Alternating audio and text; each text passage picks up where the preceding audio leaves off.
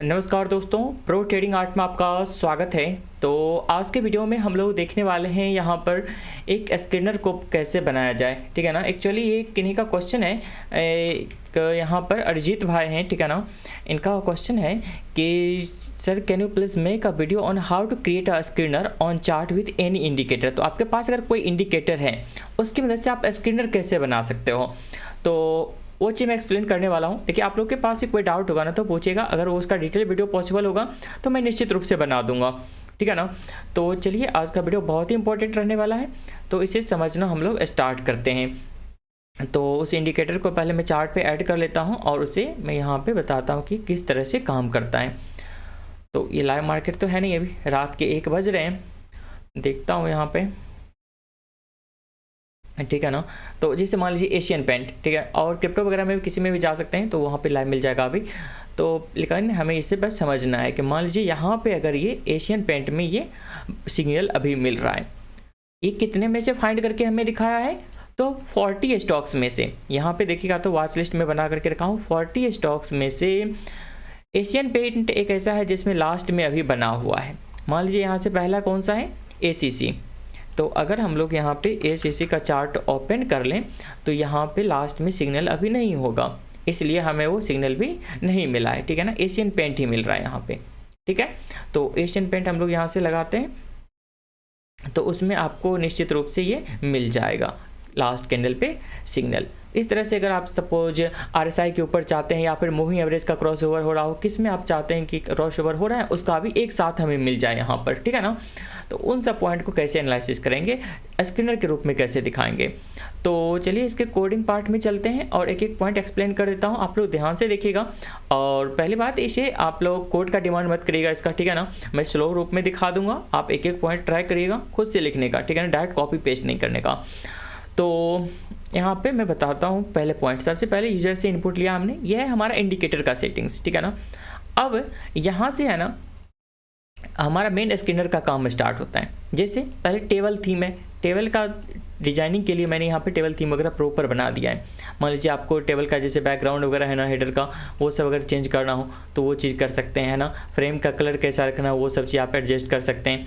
कहाँ पे इसे प्लॉटिंग करना है नहीं करना, टेक्स्ट का कलर कैसा होगा, साइज कैसा होगा। जैसे मान लीजिए स्मॉल, अगर बहुत लेंथी आपका है ना, ये ढेर सारे इसमें रो एंड कॉलम है, तो आप इसका साइज छोटा रख सकते हैं, फिर वो छोटा हो जाएगा इस तरह से, है ना।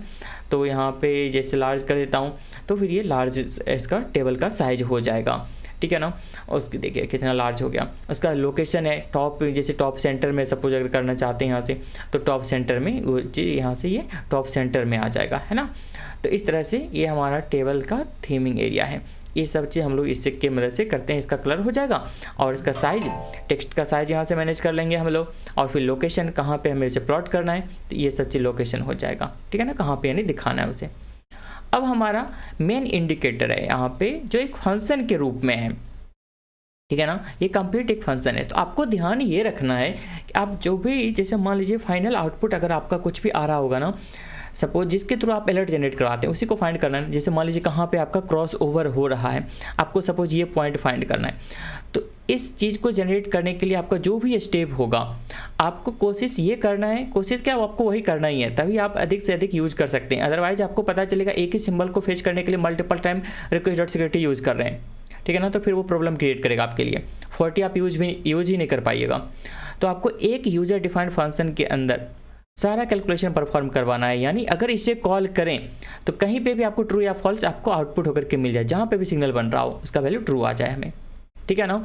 तो एट द एंड आपका जितना भी कोड होगा इंडिकेटर के रिगार्डिंग जो सिग्नल जनरेट करता हो, वो आपको एक यूजर डिफाइंड फंक्शन के अंदर होना चाहिए। ठीक है ना, निश्चित रूप से, तभी आप यूज कर पाइएगा सही से। ठीक है, तो ये चीज़ निश्चित रूप से ध्यान में रखना है।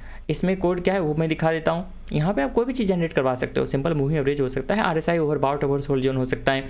ठीक है ना, तो ये काम हो गया। और ये हमें मेन चार्ट के लिए, यानी करंट चार्ट पे जो भी इंडिकेटर है उसका प्लॉटिंग हमने यहाँ से कर दिया। और उसी चीज़ को हमने एक और फंक्शन बनाया है, उसके अंदर अब लोग यहाँ पे कॉल कर रहे हैं request.security के साथ, है ना। यू अप ट्रेंड, इसी यही हमने अपना फंक्शन बनाया था ना, अभी यहाँ पे पूरा इंडिकेटर को एक में कर दिया था, तो वो फंक्शन है। उसका जो भी लॉजिक है यहाँ पे हम लोग वो चीज़ चेक कर रहे हैं।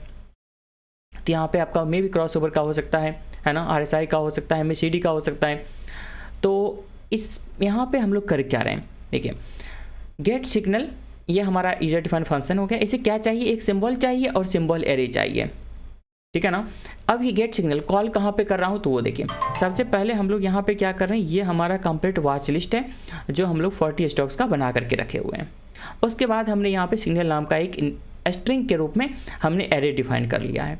अब गेट सिग्नल इस फंक्शन को कॉल कर रहे हैं। इस फंक्शन को हमने क्या पास किया है, तो यहाँ पे हम लोग क्या पास करें, सबसे पहले सिंबल वन पास कर देंगे, फिर सिंबल 2, यहाँ पे इस तरह से सबका सब सिंबल हमने पास कर दिया है। दूसरा हमने सिंबल नाम का जो हमारा एरे है वो पास कर दिए। देखिए आप इसको यहाँ पे भी पास कर सकते हैं, या फिर अगर ये नहीं पास करना चाहते हैं डायरेक्ट इसको कट करके लाइए और यहाँ पे हम लोग इसको यूज कर लेते हैं इस फंक्शन के ऊपर जहाँ पे डिफाइन कर रहे हैं, ठीक है ना।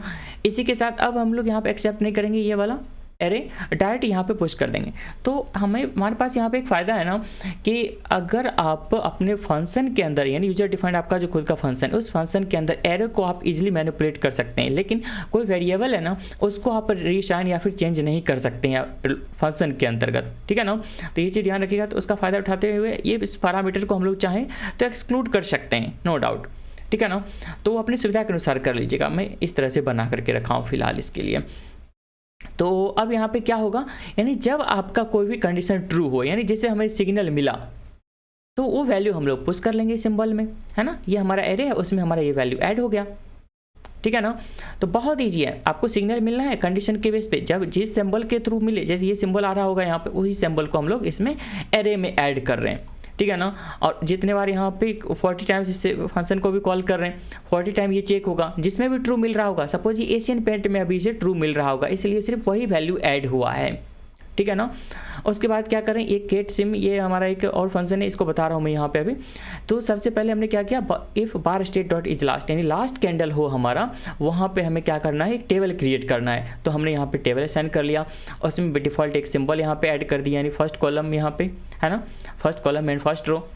उसके बाद क्या किया, हम लोग फॉर लूप लगाए सिंबल के ऊपर। सिंबल हमारा एरे है, तो एरे का हमने साइज चेक कर लिया और इसे -1 कर दिया, क्योंकि 0 से स्टार्ट करें तो जितना साइज होगा उससे एक कम तक हमारा चलेगा, सबका सब वैल्यू गेट कर लेंगे, ठीक है ना।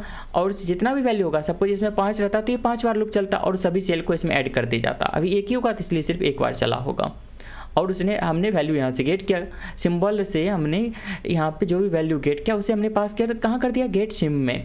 ये वैल्यू अब क्या करेगा, ये फंक्शन क्या करेगा, तो हम लोग जैसे ही सिंबल यूज करते हैं ना, इनपुट डॉट सिंबल यहाँ पे फंक्शन यूज करते हैं, तो आपको प्रीफिक्स के साथ यहाँ पे वैल्यू ऐड करके देता है, जैसे NSE है ना। ये बहुत सारे सिस्टम में भी काम लोड हो गया, ज़्यादा रिकॉर्डिंग कर रहा हूँ तो सही से पेन भी नहीं चल रहा है।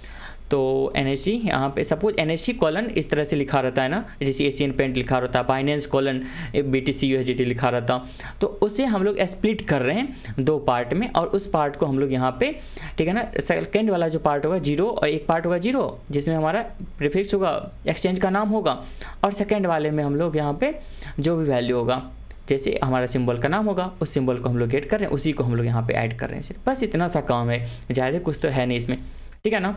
बस इतना करिएगा, आपका काम हो जाएगा इजली। अब यहाँ पे देखिए एक बार मैं कंप्लीट कोड दिखा देता हूँ, आप लोग ध्यान से देख लीजिएगा, और हो सकता है तो स्क्रीनशॉट ले लीजिएगा और इजीली आप इसे कोड कर सकते हैं, ठीक है ना।